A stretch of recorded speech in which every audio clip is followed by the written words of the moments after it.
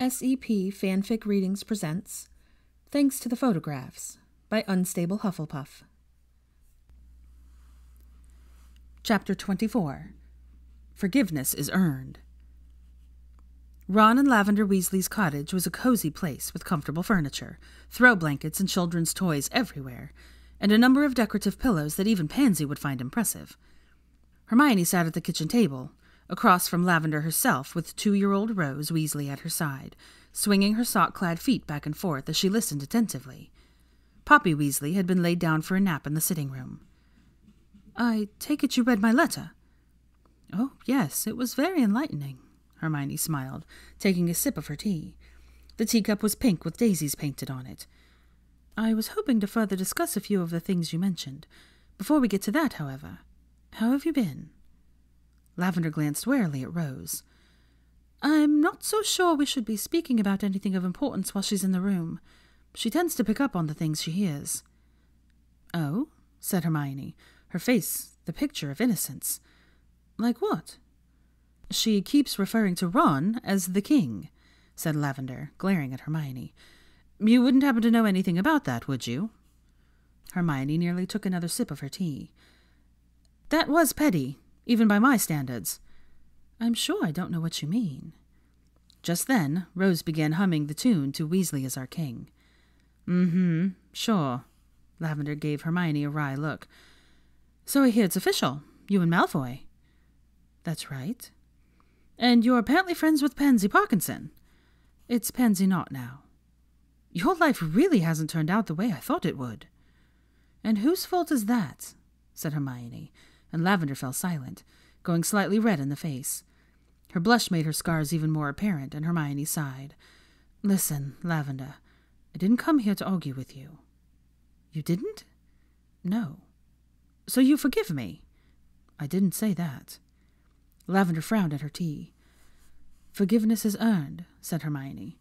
"Do you think you could manage that?" "What is it you want?" "I want everyone to hear the truth." Lavender drew a shaky breath and looked up at her. "And I want you and Parvati to help me tell it." Hermione switched into the pocket of her coat, which had been removed and now rested on the back of her chair, and took out a folded piece of parchment. She unfolded it and laid it on the table. "This is a list of things I want cleared up." Lavender pulled the list towards herself and scanned its contents. "Ron won't go for this," she said after a minute. "Well, I'm not asking him, now am I?" "I guess not. I'm not comfortable going behind his back like this. There's a chance he'd admit to, the way things really went down, but he would never go against his mom like this." "There was a time when I wouldn't either," said Hermione quietly. She forced a sniffle, blinked rapidly, as though she were struggling not to cry. When she spoke next, her voice was purposely weak. "I used to think of her as my mom, too. When I found out about my own parents..." She broke off, sniffling again. "Hermione!" Lavender started, looking alarmed. "No, I have to get this out." Hermione took a deep breath, wiping her dry eyes on the back of her hand. "Molly was there for me. She told me I'd always have her and Arthur, and she was the first to turn her back on me. I can't just pretend that's okay anymore. I can't keep pretending that they didn't hurt worse than even Ron." "I'm sorry," said Lavender hurriedly, looking panicked. "I understand. Please don't cry. I'll write to Parvati this afternoon, and I'll talk to Ron when he gets home. I'll make him agree. I will." Hermione gave a final sniffle and smiled. "Glad to hear it," she said brightly. Lavender stared at her. Did you just pretend to cry?" "I don't know what you're talking about," said Hermione dismissively, getting to her feet. She grabbed her coat and nodded at the list on the table as she put it back on. "I'm not willing to part with anything on that list. I want everyone to know that Ron cheated, that I didn't sleep with someone else until I found out you were pregnant, and that I had no clue who that muggle was, that nearly the entire Weasley family, everybody but George and Ginny, cut me out, and that Molly had you two get married on my birthday. You don't have to admit where Rose's name came from. She doesn't deserve that." Lavender gulped, watching her with wide eyes. "You wanted forgiveness, right?" Hermione pointed to the list. "That is how you get it. Tell your side of the story if you'd like. You're not the villain here, but I'm done playing nice." She didn't wait for Lavender to respond. With a farewell wave to Rose, she swept from the room, eager to return to Draco. Christmas Eve was tomorrow, and they had some shopping to do. How the hell am I meant to shop for someone I only just met? I don't even know what her favorite color is. What if she's allergic to wool and I don't find out until she puts it on and gets a nasty rash? At the back of the rather posh boutique in London, Draco was on the verge of having a panic attack as Hermione calmly browsed the jewelry selection. He stood just to her left, gazing hopelessly at the clothing rack.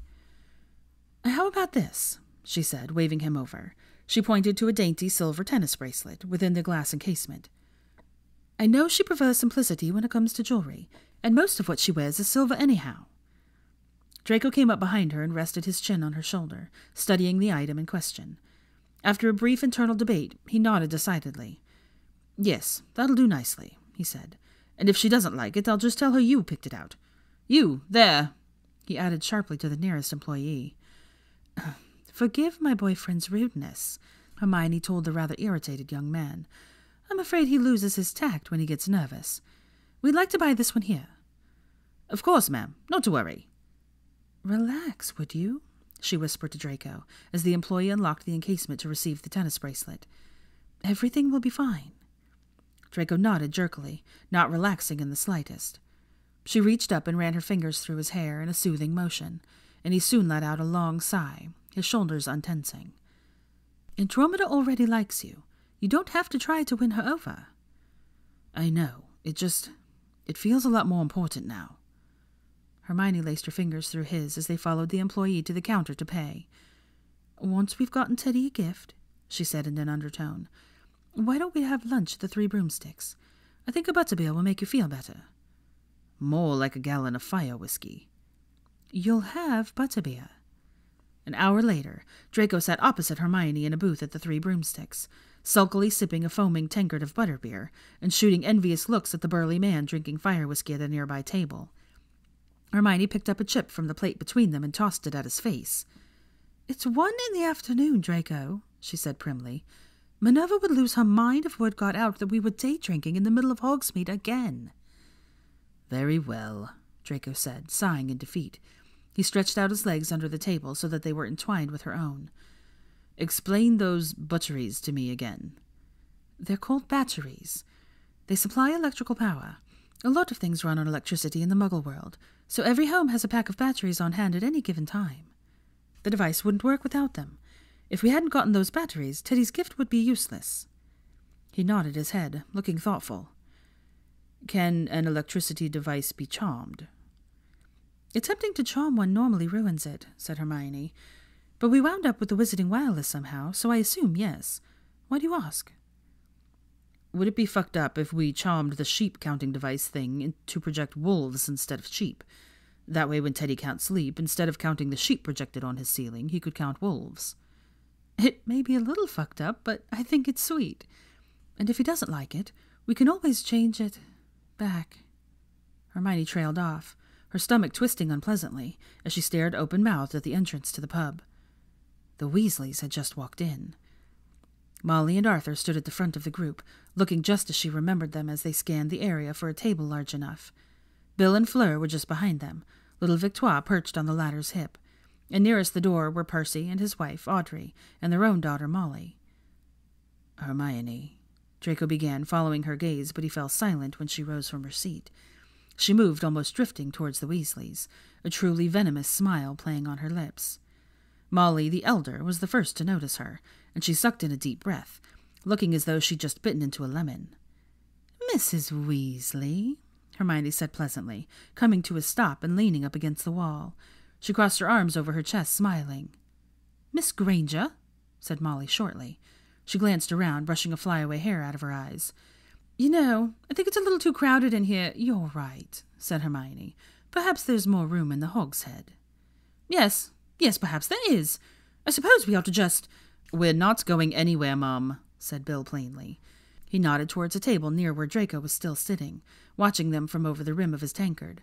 "That table there has plenty of room for all of us." "It's a bit stuffy, though. A little warm. Don't you think, Arthur?" Before Arthur could say anything, Hermione spoke again. "It is, Mrs. Weasley. You should definitely go to the hogshead," she said, nodding in agreement. "I wouldn't want you to feel uncomfortable." "Indeed. And the clientele, yes, the clientele at the Hogshead is much more appealing." Bill scoffed, squeezing past his parents, and led the way to the table near Draco, the others close behind them. Percy offered Hermione an apologetic smile that was mostly a grimace as he passed. "Bill! William!" Molly hissed, quickly looking around to see if anyone was watching. There was. Nearly the entire pub had fallen silent the moment Hermione approached them. "Get back here!" Bill ignored her, taking a seat and waving to Draco, who just blinked at him. Molly huffed in annoyance. "Fine!" she exclaimed. "Arthur and I will have lunch on our own. We haven't had a date in a while, have we, dear?" She gave Hermione a fierce glare before huffing again, storming out of the pub. Arthur shifted uncomfortably. "He's a good man now?" he asked after a moment of internal struggle. "The Malfoy boy." "Yes," said Hermione with no hesitation. "He is." "And he makes you happy?" "Very." That's good. I'm glad." Arthur nodded to himself, his ears a little red. "Well, I'll be seeing you. Enjoy the rest of your day, Hermione." "You too, Mr. Weasley." He looked at her sadly. "Arthur, please. It should always be Arthur to you." "Goodbye, Arthur," said Hermione softly. "Bye, dear," he said, and followed his wife out of the door. His shoulders slumped slightly in defeat. She watched him go, her eyes burning a little. When the door swung shut behind him, she took a deep breath and returned to her booth. Draco instantly extended a hand to her, and she grasped it gratefully. "Hermione!" a small voice squealed gleefully. She turned her head in time to see Victoire hopping off her mother's lap and running over, her silver blonde locks bouncing. She climbed up onto the bench where Hermione sat and threw her arms around her neck. "Hermione, I missed you!" Hermione laughed softly, releasing Draco's hand and hugging her back. "I missed you too, Victoire." Victoire drew back, pouting at her. "You came to visit Teddy, but not me," she asked petulantly. "Do you love him more than me?" "Of course not," said Hermione, tucking one of Victoire's curls behind her ears. She smiled. "I love you both equally." That answer did not appease Victoire. "You should love me more," she said seriously. "I'm prettier." "That's mean," said an indignant voice. Hermione leaned forwards to peer over the edge of the table. Molly Weasley II stood with her tiny hands balled up into fists, glaring at Victoire. When she noticed Hermione looking at her, she hastily fixed her face into a smile. "Hello, Hermione. I'm Molly." "Hi, Molly. I know you don't remember me, but it's very nice to see you again." "Hug for me, too?" she asked hopefully. Hermione opened her arms in response, and Molly climbed up onto the bench, shoving Victoire aside so she could hug her. Victoire huffed, pouting again, and climbed over her to sit on Hermione's other side. "Who's he?" she asked, pointing at Draco, who had been watching in mild amusement. "That's my boyfriend," said Hermione proudly. "His name is Draco." "Hi, Draco," said both Victoire and Molly. "Your hair kind of looks like mine," Victoire said abruptly, "but mine is better." "That it is," said Draco, smiling. "I like him," she announced to the table at large, and Bill chuckled from the next table, looking at her fondly. "Me too," whispered Hermione, giggling. She had an arm around each girl and felt all warm and fuzzy inside. She glanced up at Draco. He appeared to be incapable of hiding his smile, eyeing each child in her embrace. He met her gaze then, and mouthed silently, "I love you." "I love you too," she mouthed back.